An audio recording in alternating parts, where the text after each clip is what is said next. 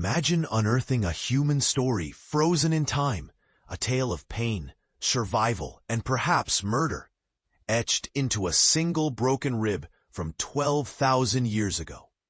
This is exactly what researchers encountered when they examined skeleton TBH1 from northern Vietnam, a discovery that might reshape our understanding of early human conflict in Southeast Asia.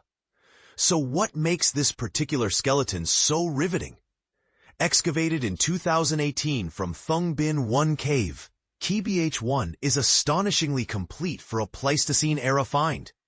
Although the man's skull was crushed, most likely by the weight of millennia of sediment rather than by a fatal blow, his bones paint a vivid portrait of a healthy individual who lived to about 35, a respectable age for that period. And here's where it gets controversial. One of his ribs doesn't fit the usual human blueprint. TBH1 had 25 ribs instead of the standard 24, a condition modern doctors call a supernumerary rib.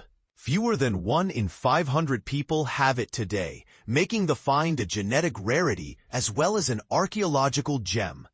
Even more intriguing, that extra rib was broken near the neck and showed unmistakable signs of infection, a drainage tunnel in the bone known as a cloaca, through which pus would have slowly seeped. But how did the injury occur? Lying close to the damaged rib, scientists found a tiny triangular flake of quartz. It looks suspiciously like the tip of a prehistoric projectile weapon, most likely an arrow. The fracture's rough edges had tried, unsuccessfully, to knit themselves back together, forming what specialists call a pseudoarthrosis, or false joint. That detail tells us the victim survived for weeks, perhaps months, after the initial wound. He didn't bleed out on the spot. Instead, he likely succumbed to a lingering infection that modern antibiotics would have made trivial. This single arrow wound, combined with the evidence of prolonged infection, has led lead researcher Christopher M. Stimson and his team to argue that TBH1 represents the earliest clear sign of interpersonal violence on mainland Southeast Asia. If their interpretation is correct, it pushes organized or at least targeted aggression in the region, back to the tail end of the Pleistocene epoch. But here's the part most people miss. A lone skeleton is not enough to map out an entire society's level of hostility. Could the quartz-tipped arrow have been an accident, a hunting misfire, or a friendly fire mishap during a communal hunt? Could it even have been a ritualized act gone wrong? If additional skeletons with similar wounds turn up in the same cave or neighboring sites, we might be looking at signs of widespread conflict. Until then, TBH1 remains an extraordinary yet solitary witness, hinting at a darker side of human interaction. Why does the extra rib matter? Beyond its anatomical novelty, it tells us that ancient populations were genetically diverse, just as we are today. Extra ribs can appear in the neck, cervical ribs, or, as in TBH1's case, near the standard set. In modern medicine, such ribs occasionally pinch nerves or blood vessels, but they often go unnoticed. Proof that prehistoric humans could carry uncommon traits without serious impairment.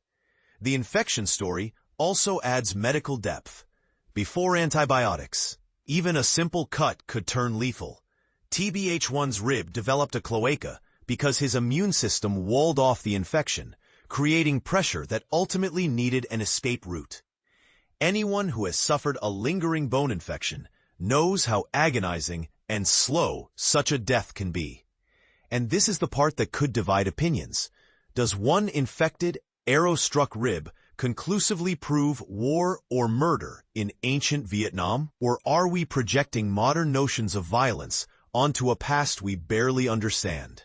Some researchers caution against overinterpretation, arguing that more Pleistocene finds are necessary before rewriting the region's social history. Nevertheless, TBH1 offers a rare, almost cinematic glimpse of life and death, just as humans were transitioning from the Pleistocene to the Holocene. Even his crushed skull tells a story. Not every broken bone is evidence of brutality. Sometimes, geology rather than human intent, leaves its stamp on the dead. The study, published in Proceedings of the Royal Society B, Biological Sciences, DOI 1098 RSPB 2025-1819, underlines how a single micro-sized shard of quartz can open a macro-sized debate about humanity's oldest instincts. More well-preserved skeletons from Southeast Asia's caves may soon join the conversation, either reinforcing or challenging the violent scenario. So, what do you think? Does TBH-1's wounded rib prove early humans in Vietnam were already turning weapons on each other? Or is the evidence too thin to be conclusive? Share your thoughts. Do you side with the earliest conflict interpretation? Or do you see an unfortunate accident immortalized in bone? The comment section is open for debate.